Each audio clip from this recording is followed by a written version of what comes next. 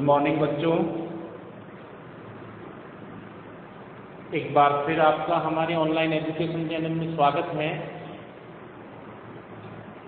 बच्चों, हम जो लास्ट वीडियो आपके सामने पहुंचा रहे हैं और जो हमने लास्ट वीडियो बनाया था उसमें आपने ब्रह्मपुत्र नदी तंत्र के बारे में जानकारी प्राप्त की होगी। तो उत्तरी भारतीय जो जलापुआ तंत्र था उसमें मुख्य रूप से सिंधु नदी तंत्र को शामिल किया गया है, गंगा नदी तंत्र को शामिल किया गया है और ब्रह्मपुत्र नदी तंत्र को शामिल किया गया है। तो उत्तरी भारतीय जल अफवाह तंत्र, या फिर हम ऐसा कहें कि जो हिमालय अफवाह तंत्र है उसके अंदर मुख्य रूप से इन 3 नदी तंत्रों को शामिल किया गया है और इन 3 नदी तंत्रों के रूप में ही बहुत सारी नदियां हमें देखने को मिलती हैं।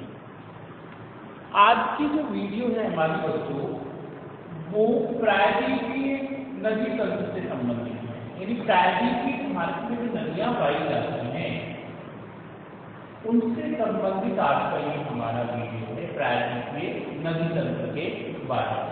देखिए, उत्तरी भारतीय नदी तंत्र और प्रायद्वीपीय भारतीय नदी तंत्र में सबसे बड़ा अंतर ये है कि उत्तर भारत में जो नदियां बहती हैं उनकी सहायक नदियां बहुत ज्यादा मिलती हैं। इसी कारण उनमें से कोई एक बड़ी नदी जो होती है एक नदी तंत्र के रूप में विकसित हो जाती है। लेकिन प्रायद्वीपीय भारत की जो नदियां हैं उनमें से कुछ नदियां बड़ी तो मिलती हैं लेकिन उनकी इतनी ज्यादा सहायक नदियां नहीं मिलती जितनी की कहाँ मिल रही थी, उत्तरी भारतीय जल अफवाह तंत्र में मिल रही थी। तो उत्तरी भारतीय जल अफवाह तंत्र की तुलना में जो दक्षिणी भारतीय जल अफवाह तंत्र है, या फिर हम ऐसा कहें कि जो प्रायद्वीपीय भारतीय अफवाह तंत्र है, उसमें नदियों की संख्या कम मिलती है और इसी कारण यहाँ पे इतने अधिक नदी तंत्रों का विकास नहीं हो पाया है। या फिर हम ऐसा कहें कि यहाँ जो नदियाँ देखने को मिलती हैं उनकी सहायक नदियों की संख्या बहुत कम होने के कारण किसी विशिष्ट नदी तंत्र की स्थिति हमें देखने को नहीं मिलती। स्पष्ट रूप से एक बड़ा नदी तंत्र विकसित यहाँ नहीं हो पाया। फिर चलिए आगे चलते हैं, चर्चा करते हैं। देखिए, भारत का जो प्रायद्वीपीय भाग है उस प्रायद्वीपीय भाग के अंदर मुख्य रूप से भारत के मध्यवर्ती भाग से लेकर भारत के दक्षिणी भाग को शामिल किया जाता है और उस दक्षिणी भाग का जो पार्टीशन है उसके बीच में भी हम देखते हैं कि प्रायद्वीपीय पठारी क्षेत्र के बीच में एक पर्वतों की श्रृंखला मिलती है। इसकी चर्चा हम पहले भी कर चुके हैं। प्रायद्वीपीय नदी तंत्र के विकास में या प्रायद्वीपीय जो अफवाह तंत्र का विकास हुआ था उसमें कर चुके हैं। तो भारत का ये जो प्रायद्वीपीय पठारी भाग है, मध्यवर्ती जो पठारी भाग है, या फिर हम ऐसा कि दक्कन का पठार है, दक्षिण का जो पठारी भाग है, इस पठारी भाग में बच्चों जो नदियां पाई जाती हैं उन नदियों में जल के बहाव की जो प्रवृत्ति मिलती है वो मुख्य रूप से 2 रूपों में पाई जाती है। एक ऐसी नदियां जो पश्चिम से पूर्व की ओर बहती हैं और दूसरा ऐसी नदियां जो पूर्व से पश्चिम की ओर बहती है। तो हम ये मान के चलें कि प्रायद्वीपीय भारत में जो प्रवाहित होने वाली नदियां हैं उनमें से अधिकांश नदियां पश्चिम से पूर्व की ओर ही बहती हैं। जिन नदियों की उत्पत्ति पश्चिमी घाट के इधर की ओर है उन नदियों का पानी ज्यादातर दक्षिण पूर्वी भाग की ओर बहता हुआ अंत में कहाँ आकर गिरता है, बंगाल की खाड़ी में आकर गिरता है। लेकिन अपवाद स्वरूप नर्मदा और ताप्ती नामक जो नदियां हैं वो लगभग यहाँ से उद्गमित होती है। जो विंध्याचल और सतपुड़ा की जो बीच में जो घाटी देख रहे हैं आप, तो नर्मदा और ताप्ती नदियों को यदि हम छोड़ दें तो प्रायद्वीपीय पठारी भाग की अधिकांश नदियों का जो प्रवाहन का स्वरूप होता है वो पश्चिम से पूर्व की ओर देखने को मिलता है। और नर्मदा और ताप्ती नामक जो घाटियां ये पूर्व से कहाँ की ओर बहती हैं, पश्चिम की ओर बहती हैं और अंततः कहाँ आकर गिरती हैं, अरब सागरीय भाग के अंदर आकर गिरती हैं। तो बच्चों, हम एक नदी का वर्णन करते हैं जो मुख्य रूप से प्रायद्वीपीय पठारी भाग से संबंधित हैं और प्रायद्वीपीय पठारी भाग के रूप में जिनको मुख्य रूप से शामिल किया गया है और जिनका अध्ययन करना हमारे लिए आवश्यक हो जाता है। तो सबसे पहले चलते हैं बच्चों गोदावरी नदी के ऊपर, ध्यान दीजिएगा गोदावरी नदी।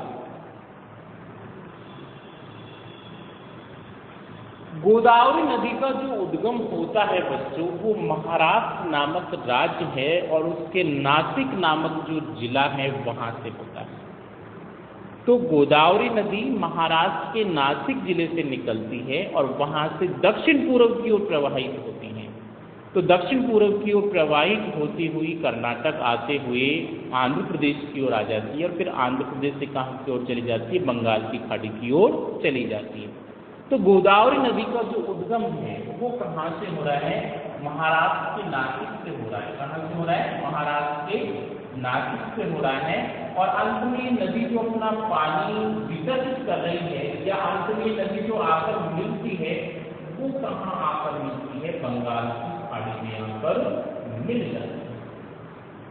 अपने अपोह क्षेत्र के दृष्टिकोण से ये नदी प्रायद्वीपीय भारत की सबसे बड़ी नदी है और जल ग्रहण के दृष्टिकोण से या जल अपोह की जो स्थिति पाई जाती है उस दृष्टिकोण से भी प्रायद्वीपीय भारत का सबसे बड़ा जो अपोह तंत्र मिलता है बच्चों किसके रूप में विकसित मिलता है, गोदावरी नदी के रूप में ही विकसित मिलता है।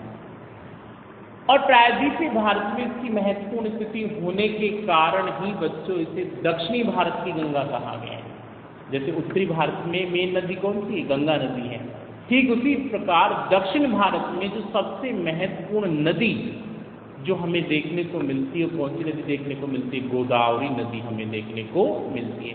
तो गोदावरी नदी को दक्षिणी भारत की क्या कहा जाता है, गंगा कहा जाता है। एक अच्छा प्रश्न बनता है आपके एग्जाम के दृष्टिकोण से, दक्षिण की गंगा किसे कहा गया है, ध्यान दीजिएगा दक्षिण की गंगा किसे कहा गया है। तो कौन सी नदी को कहा गया है, गोदावरी नदी है जिसको क्या कहा जाता है, दक्षिण की गंगा कहा जाता है। अपने उद्गम स्थान जो है महाराष्ट्र के नासिक से लेकर और बंगाल की खाड़ी में गिरने से पूर्व ये जो नदी है बच्चों लगभग 1401 किलोमीटर की लंबाई में प्रवाहित होती है। हम ऐसा कहें कि गोदावरी नदी की जो कुल लंबाई है वो लगभग 1401 किलोमीटर के लगभग इसकी क्या है, पूरी लंबाई है। अब ये जो पार्टीशन आप देख रहे हैं महाराष्ट्र और महाराष्ट्र के बाद में यहाँ महाराष्ट्र की कर्नाटक और फिर कहाँ की ओर आगे आंध्र प्रदेश की ओर आ जाता है गोदावरी, ठीक है। ये बंगाल की खाड़ी में जाकर गिर जाता है। लगभग ऐसी जो स्थिति हमें देखने को मिलती है वो कौन सी नदी की देखने को मिलती है बच्चों, गोदावरी नदी की ऐसी स्थिति हमें देखने को मिलती है। और ये जो गोदावरी नदी है इसमें कुछ सहायक नदियां भी पाई जाती हैं और पेनगंगा है, इंद्रावती है, प्राणहिता है, मंजरा है, ये सारी कुछ ऐसी नदियां हैं जो गोदावरी नदी की सहायक नदियों के रूप में हमें देखने को मिलती है। सबसे महत्वपूर्ण जो सहायक नदी है इंद्रावती नदी के रूप में हमें देखने को मिलती है। पेनगंगा भी इसकी मुख्य सहायक नदी है। उसके अलावा प्राणहिता है और मंजरा, ये कुछ गौण या फिर ऐसा कई उप प्रमुख नदियां हैं जो गोदावरी नदी की सहायक नदियों के रूप में शामिल की जाती हैं। तो गोदावरी नदी सभी सहायक नदियों के साथ साथ में मिलकर इसका जो कुल अपोह क्षेत्र है बच्चों वो लगभग 3.1 लाख वर्ग किलोमीटर, लगभग 3.13 लाख वर्ग किलोमीटर इसका कुल अपोह क्षेत्र है जो हमें देखने को मिलता है। अब इस अपोह क्षेत्र में से भी यदि हम चर्चा करें बहाव की स्थिति के आधार पर, बहाव की दशा के आधार पर, तो ऐसी स्थिति में सबसे ज्यादा जो बहाव देखने को मिलता है वो महाराष्ट्र में हमें देखने को मिलता है कि महाराष्ट्र के अंदर लगभग इसका जो 49% भाग है वो महाराष्ट्र राज्य में प्रवाहित होता है और उसके बाद में लगभग 20% जो भाग है वो हम देखेंगे कि मध्य प्रदेश छत्तीसगढ़ वाला जो पार्टीशन है उसके अंदर प्रवाहित होता है। और अंत में हम चर्चा करेंगे बच्चों कि शेष जो भाग बच गया वो आंध्र प्रदेश के अंदर प्रवाहित होता है। तो गोदावरी नदी का ये पार्टीशन यहाँ से प्रवाहित होता हुआ अंत में यहाँ आकर चला जाता है। तो मेन मुख्य रूप से जो बहाव का स्थान है महाराष्ट्र है, कुछ स्थान दक्षिणी एमएच का आता है और कुछ स्थान आंध्र प्रदेश का भाग आ जाता है। महाराष्ट्र, मध्य प्रदेश और आंध्र प्रदेश, 3 राज्यों में इसके बहाव की प्रवृत्ति हमें देखने को मिलती है। तो दक्षिण की गंगा के नाम से पहचाने जाने वाली ये गोदावरी नदी प्रायद्वीपीय भारत के अफवाह तंत्र में सबसे महत्वपूर्ण स्थान रखती है। ठीक है, अब हम चलते हैं नेक्स्ट नदी के ऊपर, कृष्णा नदी।